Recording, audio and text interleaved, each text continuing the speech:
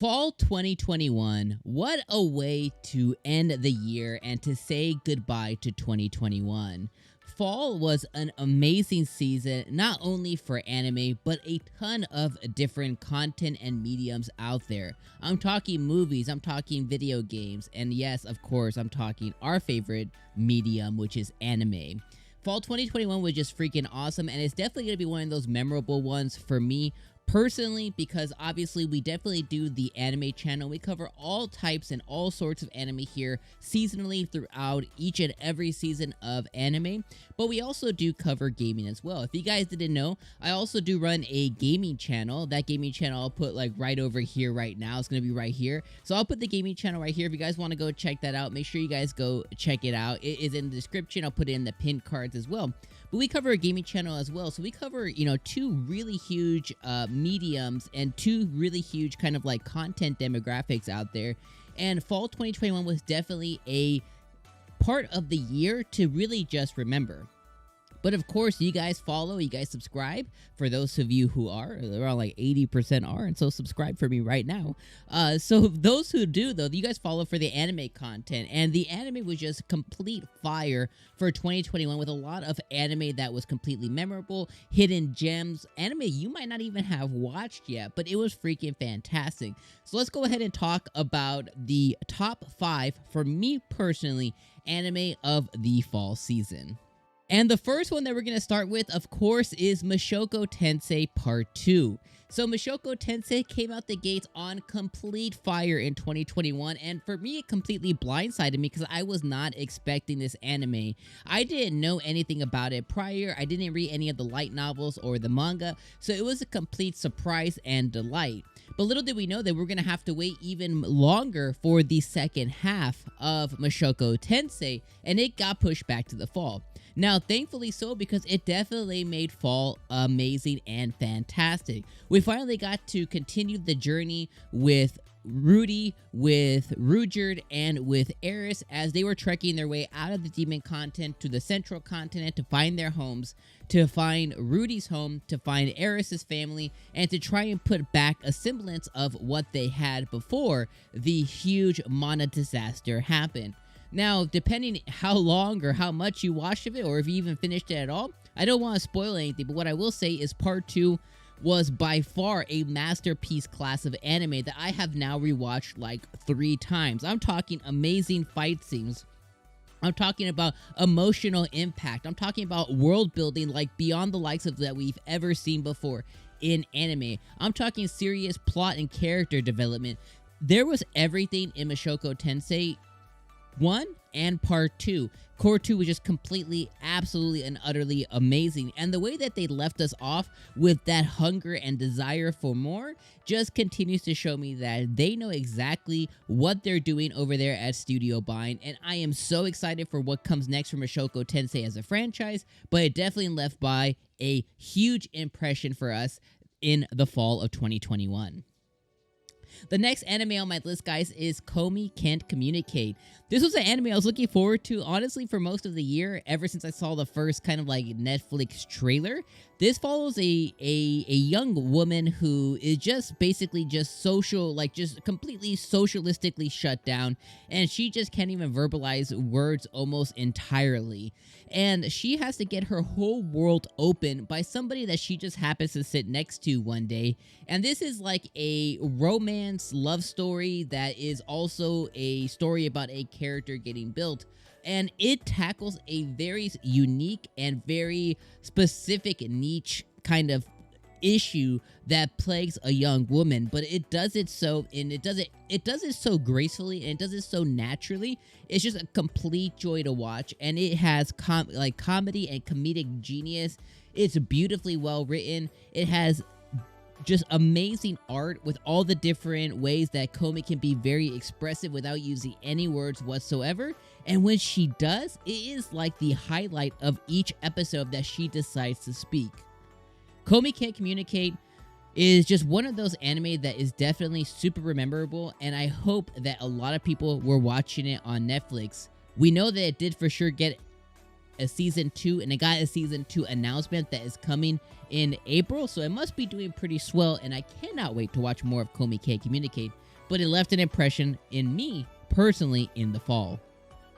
The next anime I'm talking about on the list, and the third one, is Blue Period. This may be one that you had no interest in, that may have passed you by, but I am telling you guys here today, you guys need to go watch yourself some Blue Period.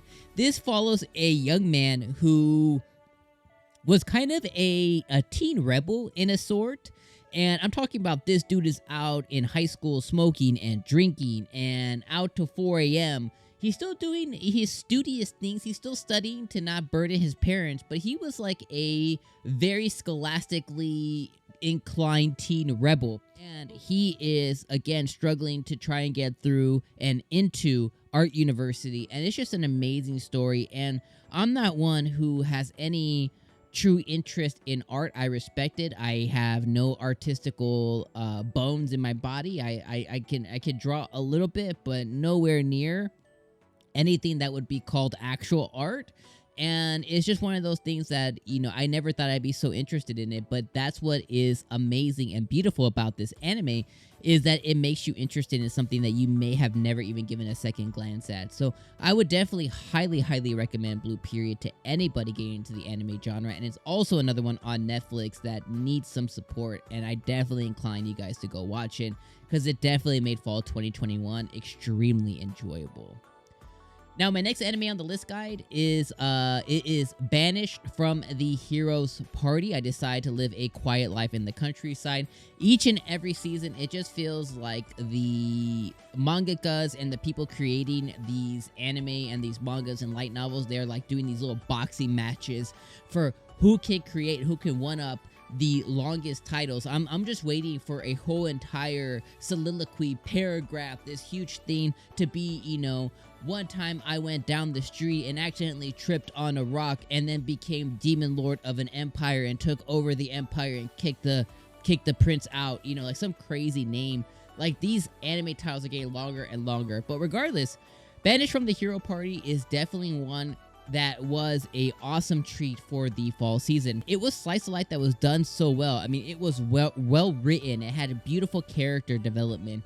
It had a very pleasing ending to it if it never gets a season 2. It made you care about the main character, but then around the surrounding characters around the main character. It had a great duality between the main character and another main character of the story, which was the main character's sister.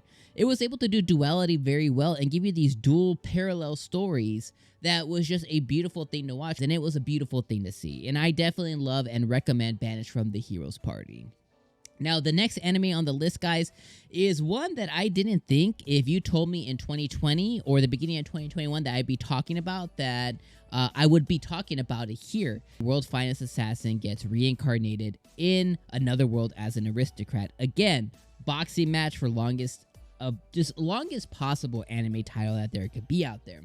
Now, regardless, this follows a main character, and for the first time ever, we get a main character who's in like his 50s, pushing damn near 60, but this man is a piece of man meat. He's an assassin, and he has lived a full life in the world as an assassin, and our character takes the job, which is an assassination job, to kill the effing hero of that world. So he is the antagonist to the protagonist.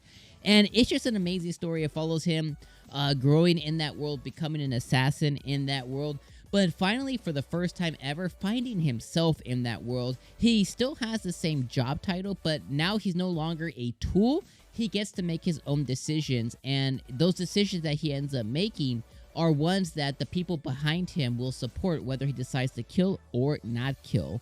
And it's just an amazing story. It has a beautiful love story wrapped within it.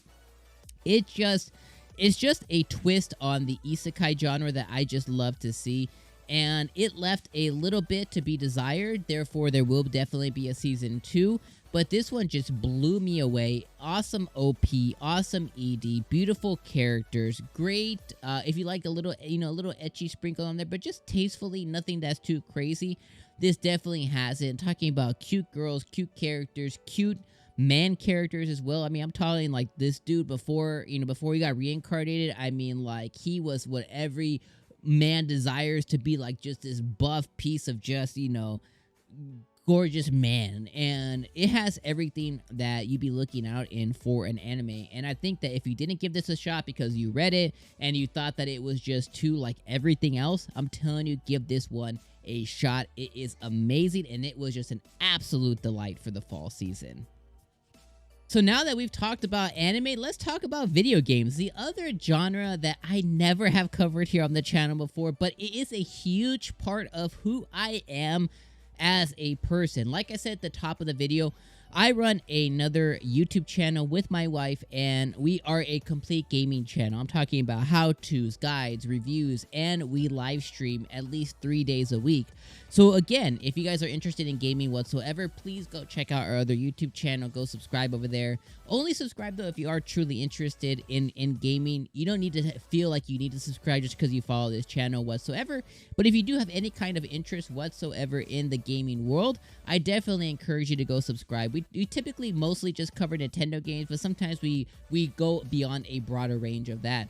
But fall 2021 not only brought a awesome Game Awards for the year, it brought the year to a close during the Game Awards, which we definitely had the pleasure of covering as a coverage partner of the Game Awards this year. And it was a awesome thing to see all kinds to see a different medium completely get recognized out there, and to be on the level of the Golden Globes and Emmys for other content out there, such as movies and movies and TV.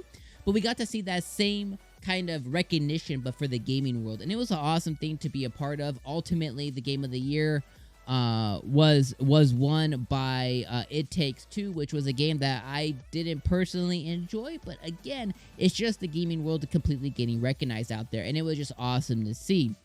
But with awesome games in fall 2021, there was a ton of them, and the three that were really special to me was definitely the first one, which was a JRPG for the Nintendo Switch that was originally announced in 2017, and basically went radio silent off of that until kind of the end of 2020, and that is Shin Megami Tensei 5.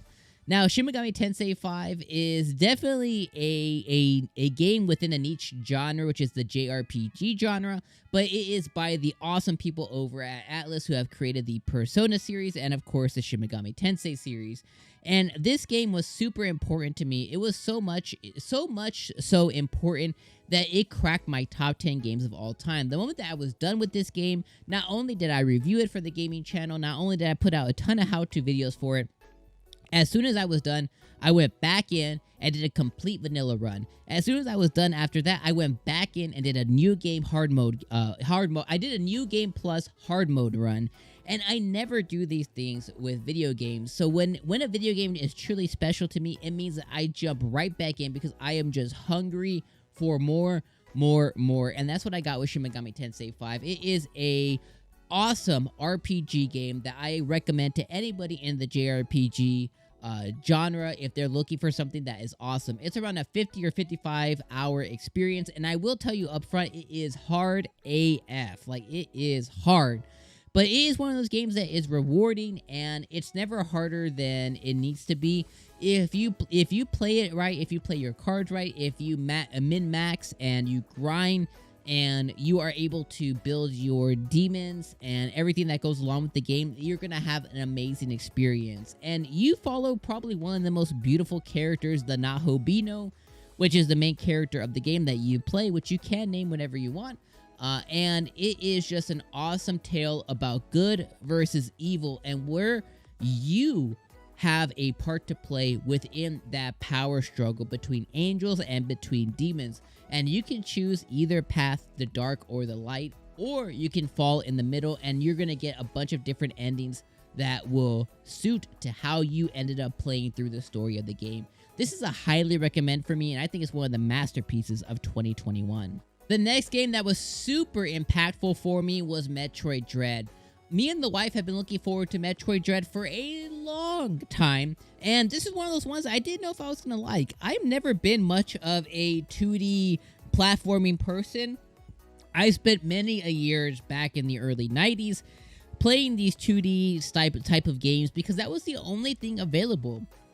Back in the NES, SNES days, all you could play were these types of platforming, Metroid, Castlevania type games, and that's all that you had available. But once the 3D era of gaming basically came into play, I left all those games behind. So with going into Metroid Dread, I knew I loved the Metroid Prime series on the GameCube, but Metroid Dread was one that I didn't know if we were really going to love. Well, funny enough, we actually ended up streaming Metroid Dread from beginning to the very end, and it was one of the best, most memorable experiences I had, not only with the channel, the subscribers, the community, the members. It was one of the best experiences that I had to share with my wife, along with everybody who was along with us for the ride. And it was challenging, it was brutal, we screamed, we cried, we laughed. It was awesome. We got to take on the Emmys, we got to figure out all the puzzles. I'm talking about, it was just a complete and wild ride. I'm talking 15, 16 hours of just brutalness in Metroid Dread. But after we rolled credits on stream, we felt completely just amazing after it. And it was one of the best experiences, not only on the Nintendo Switch, but one of the best experiences in 2021. The next and last game that I'm going to talk about today is Halo Infinite. This has been a game that me and the wife have been looking forward to damn near since the release of Halo 5. And Halo Infinite really needed to revitalize the series. Well, thankfully what they did is in early November, they released the multiplayer just to play for everybody. And they said, look out for the story in December. Now, just to be 100%, I haven't finished the story because the story wasn't as impactful, but what was the amazing multiplayer experience that I have been able to enjoy not only with friends, but with my wife each and every week. I love jumping in there, grabbing our Xbox controller, and just grinding out levels in multiplayer. It has just been an absolute joy to play, and Halo and 343, the developers of the game, have just really breathed a ton of life into the Halo series and the multiplayer shooter genre, and it's just one of the most fun experiences that you can have in gaming right now and in 2021. It's one of those things to where if you even enjoy shooting games, first-person shooters just a little bit, you're going to have a freaking amazing time with Halo Infinite. It blows anything else like Battlefield, Call of Duty, anything else that you could play right now. It blows it completely out of the water with just addictive and fun gameplay. And if you have somebody to share it with, it takes it up to that next level. Halo Infinite is just a complete wild ride and just a fun-ass time to be able to play with your friends and yourself, and I just definitely highly recommend it. Well, everybody, that has been my fall 2021, definitely a season to remember, not only for anime, but for gaming alike. It has been an awesome year, and I thank you all for being able to share a little part of who I am with you on the internet, and for you guys to reciprocate that back with commentary, with dialogue that we're able to share in the comment sections. It's been a wild ride all season long, and I've just been amazingly appreciative for you guys to accept me into the anime community in 2021. We started this channel in February, and we grew it to what it is right now, and it's all in part thanks to you guys who are here each and every single week. And even those who aren't subscribed, but you come and you have seen my face, you've seen the content that I do here on the channel, and you've come back and you've clicked on more videos. Even if you're not subscribed, thank you so much. It is truly appreciative that you watch 1 or 100 videos that I've done on the channel. It's just amazing to see. Thank you guys so much for an amazing 2021. I hope to see you all in 2022, and I hope that winter 2022 is just as memorable. From me to you guys, one love, and I'll see you in the winter.